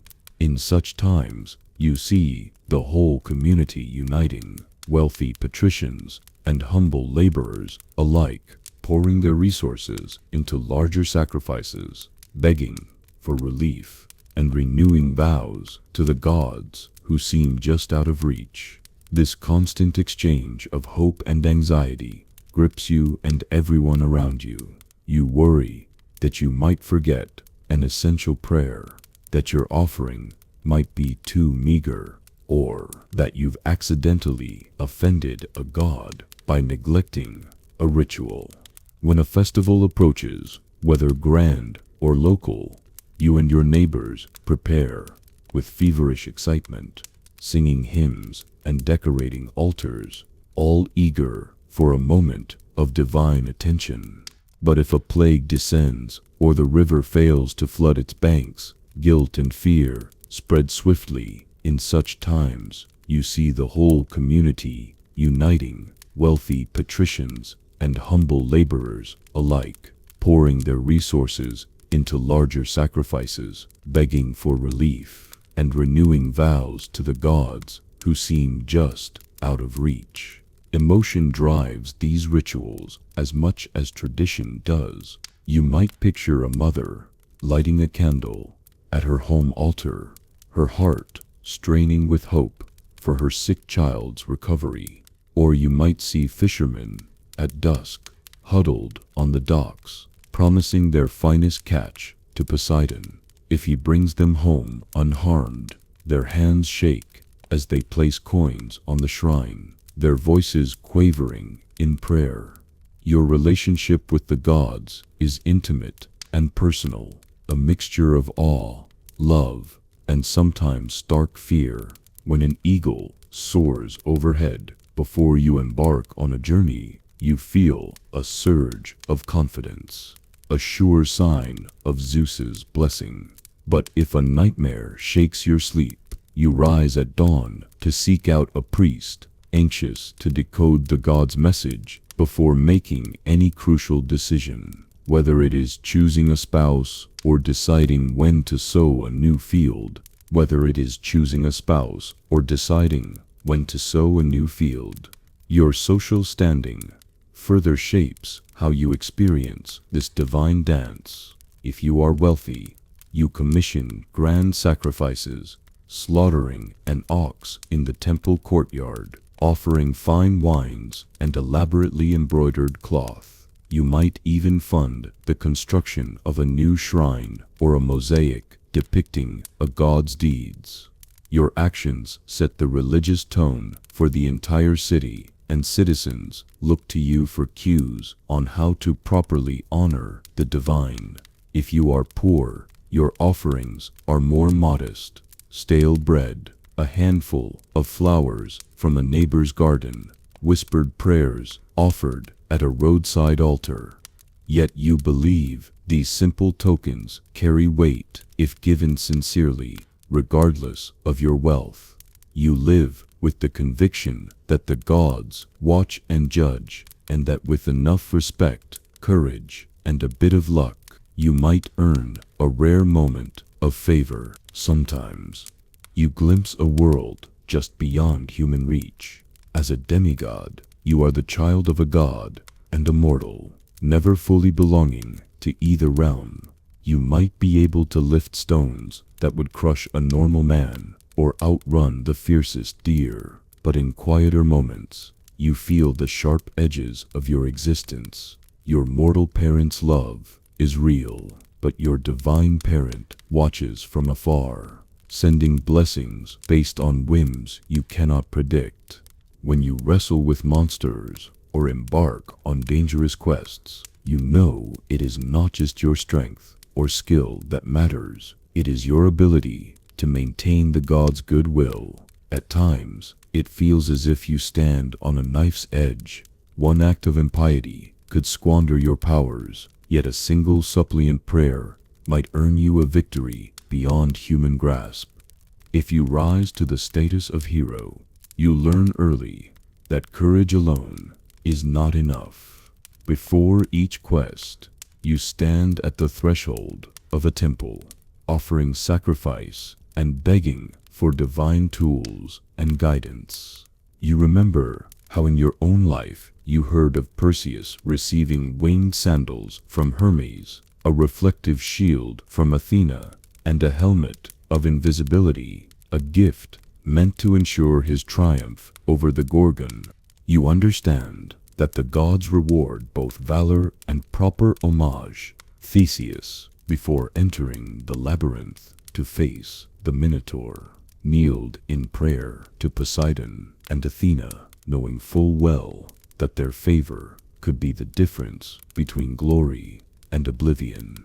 You carry their stories as a reminder that the gods' blessings can elevate a mere mortal into legend, but their wrath can bring even the strongest hero to ruin. If you are a ruler, king, queen, or elected magistrate, you see worship as essential to protecting your people. You oversee festivals, athletic contests, and theatrical performances as offerings to your city's patron deity. In Athens, you might organize the Panathenaic Festival, ensuring every procession and competition honors Athena, binding the citizens together in communal devotion. In Sparta, you lead the sacrifice to Apollo before marching your troops to war, making clear that your authority rests on the god's approval. Within your palace, you maintain private shrines where priests offer incense and prayers on behalf of not just your family, but the entire polis. When you commission a grand temple, like Croesus dedicating a lavish sanctuary to Artemis at Ephesus, you are not merely giving thanks, you are placing your name alongside the divine, staking your claim in the cosmic order. By funding dramatic rituals, feeding the poor during festivals, and commissioning poets to compose hymns, you present yourself as the vital intermediary between mortals and gods, ensuring that the entire city remains in harmony with forces far greater than any mortal king. In every layer of society, from the demigod carrying divine burdens, to the hero seeking favor for a perilous quest, to the ruler performing grand ceremonies. You live with the unshakable conviction that your fate and the fate of your community hinges on the God's whims. Your offerings, prayers, and sacrifices are not mere tradition. They are the lifeblood connecting the mortal realm to the divine, and as long as you draw breath, you remain ever vigilant, ever reverent, and ever hopeful that the gods, in their capricious glory, might smile upon you once more. You walk down the docks each morning before dawn, lantern in hand, the salty sea breeze ruffling your hair as you pause at a small stone altar dedicated to Poseidon. You pour a little wine into a chipped bronze cup, murmuring a prayer for calm waters and fair winds. As a merchant planning to set sail for distant markets, you know that every journey begins and ends with this ritual. If the sea grows angry, you'll hear whispers that you neglected Hermes' shrine in the marketplace, Hermes being your patron of travelers and trade, and you'll make a point to leave a fresh loaf of bread or a handful of incense there, hoping to restore his goodwill. You cannot afford a storm at sea or the loss of precious cargo, so these small offerings are woven into the rhythm of your days, reminders that your livelihood depends as much on divine favor as on shrewd bargains. Now step into the workshop where you practice your craft. Whether you shape clay in a potter's wheel or hammer iron by the forge, you believe Athena watches over your hands, granting you steady skill and ingenuity. In a quiet corner, you keep a tiny figurine of an owl, Athena's sacred bird, placed atop a shelf of tools. Each time you wipe soot from a freshly fired amphora or inspect the curve of a horseshoe you've just nailed, you touch the figurine and whisper, "Thank you, goddess." Sometimes you leave an olive branch next to it, a simple token of gratitude when your day's work goes smoothly, or when a particularly intricate design meets with praise from a customer. You understand that inspiration and success in your craft are gifts. Without Athena's watchful eye, each piece might miss both form and purpose. When war drums echo across the city or rumors of conflict swirl, you join other soldiers at a great communal altar to Ares or stand beneath Athena's carved reliefs on the city walls, preparing for departure. You hold a goat's shoulder or a cup of wine, fingers trembling as you spill out your plea for courage and protection. You imagine Ares' eyes penetrating your armor, testing your heart's resolve, and Athena's wisdom guiding your sword arm. Before you march, you trace the sign of the goddess over your chest, warm, praying that your tactics remain sharp and that you return alive. In the heat of battle, you recall the smell of burning incense at that altar, how it rose straight and white, a promise of valor or a warning of doom. At home, life quiets, but the gods still command your attention. Each morning, you stir a handful of fine flour into your hearth's embers for Hestia, goddess of the hearth, believing that her presence keeps your house safe from cinders and your family united under one roof. The hearth's glow is your sanctuary. You press your palm to the warm stones and imagine Hestia leaning close to listen to your unspoken worries, especially when a newborn cry fills the room and you pray for the child's health. If a neighbor's house catches fire or sickness sweeps through the quarter, you hurriedly mix ashes with a few drops of olive oil and touch them to your forehead, asking Hestia's mercy and hoping to protect your own hearth from calamity. Even smaller events carry ritual weight. When you bring fresh water from the well, You pause to touch the lip of the clay jar to a tiny shrine at the path's edge. You leave a pinch of barley or a sprig of rosemary as a nod to nymphs believed to dwell in the spring, spirits who might send drought if angered. In the bustling agora, you pause before haggling over goods, touching a ribbon tied around a statue of Hermes, or dropping a coin into a sacred fountain, whispering a quick prayer for luck in the coming negotiation. You know that if you fail to acknowledge these presences, misfortune may follow you, perhaps in the shape of spoiled grain, a broken oar, or a child's sudden fever. As you look around at the people with whom you share this life, you recognize that each social role brings its own approach to the gods.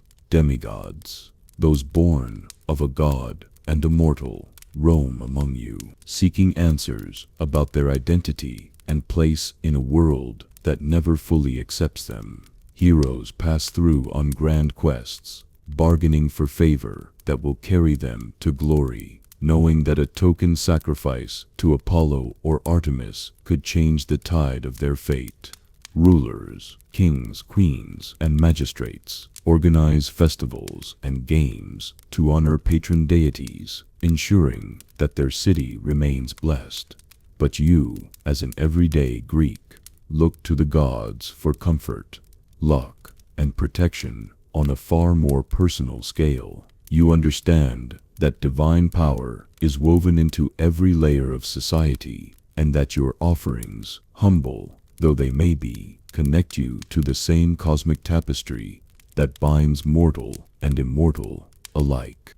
You live at the edge of a tilled field in a simple home of clay and wood, where the corners gather dust and the scent of earth mingles with hearth smoke. In one corner, you have fashioned a crude shrine from a rough-hewn stone slab. Upon it, you place a small clay figure, a stand-in for Demeter, goddess of grain and fields, and a chipped oil lamp whose wick still glows faintly from last season's lighting. Each dawn, before you tread into the soil, you break off a piece of coarse bread or pour a thimble of wine onto the shrine, murmuring a prayer that Demeter will grant you fertile harvests and gentle rains. You also offer a quick word to Hestia, who guards your hearth, and to any wandering spirits of grove or stream, praying they won't invite mischief upon your home or your family's health. You know that neglecting these daily gestures, no matter how small, could mean wilted shoots, blighted grain, or illness crawling through your village. Since the nearest temple is miles away, you've learned to keep the shrine in your home clean. Children help by sweeping away old ashes, replacing wilted herbs with fresh bundles they gather at dawn, and selecting the best ear of barley or newest flour as offerings. In spring, they weave a garland of wildflowers to drape over the clay figure. In autumn, they tuck a handful of newly harvested barley around its base. You watch them carefully, knowing that these small duties teach them that the gods sustain life itself. When you knead dough for bread or tend vines on your hillside, you feel the earth's pulse beneath your hands and whisper a thanks, hoping that in return the soil will yield enough to feed your family through winter. The soil will yield enough to feed your family through winter. When harvest season arrives, you perform the first fruits ritual with solemn reverence. At dawn, before anyone in the family tastes a single stalk of wheat or a sun-ripened grape, you lift the very best produce from your stores and place it on the shrine. You imagine Demeter leaning close to taste through your hands, and you await her blessing on the rest of the yield. This moment stands in stark contrast to the city dwellers you've heard about, whose offerings occur in massive temples built of marble, removed from the everyday soil they seldom touch. For you, Divinity lives in every handful of earth and every whispered word. For you, divinity lives in every handful of earth and every whispered word. Arms raised and cast a handful of seed as an offering, trusting that this gesture will persuade Zeus to bless your fields rather than scorch them with drought or batter them with storms. When a sudden downpour drenches your crops, you stand in awe, knowing that Zeus's will is real and immediate, and you give thanks by placing a green branch of olive on your shrine at dusk. Community life centers on local festivals, without which life itself feels unbalanced. At planting time, you dance around bonfires under the glow of torches, singing songs in honor of Dionysus, god of wine and wild joy, so that your vineyards will grow strong and your grapes ferment into rich wine. Children leap over small flames. Adults raise clay cups of musty wine, and the air fills with the scent of roasted herbs. You understand that beneath the revelry lies a practical hope, warm. You understand that beneath the revelry lies a practical hope in hidden spots by a twisted oak or a bubbling spring. You place small cakes or tie ribbons to branches, acknowledging local nymphs said to dwell in those ancient trees and streams. You've heard stories that a nymph's favor can bring fresh water to a dying well or keep wolves from snatching lambs from your flock. So even as you bend to tend to daily chores, you never forget the presence of these minor divinities, whose power may touch your life in unexpected ways. In this world, divinity is not distant or abstract. It lives in the green shoot, breaking through the soil, in the thunder that ripples the sky, in the warmth of a crowded hearth under a cold night. Every touch of earth beneath your fingernails, every touch of earth beneath your fingernails, every breath of wind through the leaves, every flicker of oil in your lamp is a meeting place between mortal need and divine power. Simplicity deepens your faith. You do not require grand temples of marble or priests in flowing robes. Your connection to the gods is as immediate as the soil you till and the hearth that feeds you. Every touch of earth beneath your fingernails, every breath of wind through the leaves, every flicker of oil in your lamp is a meeting place between mortal need and divine power. Simplicity deepens your faith. You do not require grand temples of marble or priests in flowing robes. Your connection to the gods is as immediate as the soil you till and the hearth that feeds you. You live in a sacred world where every sunrise brings another chance to honor those you cannot see. You live in a sacred world where every sunrise brings another chance to honor those you cannot see.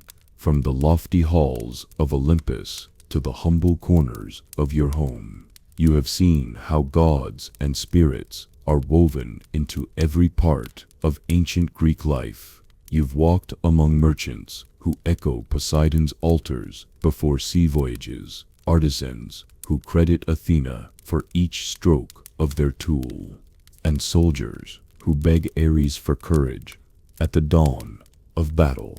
You've knelt beside peasants who leave first fruits for Demeter, danced around bonfires for Dionysus, and whispered home blessings for Hestia's protection. Whether you stand at a grand temple steps or tend a simple household shrine, whether you stand at a grand temple steps or tend a simple household shrine, you exist in a world where divine presence shapes your hopes, fears, and daily routines. And that, my friends, is where our story comes to a close for now. But stories have a way of echoing through time. Maybe this one found a place in yours. If it did, let me know what part stayed with you the most. Don't forget to like, share it with someone who might need this tale today, and subscribe so you don't miss on the next one. Until then, stay curious, stay kind, and keep listening for the stories all around you.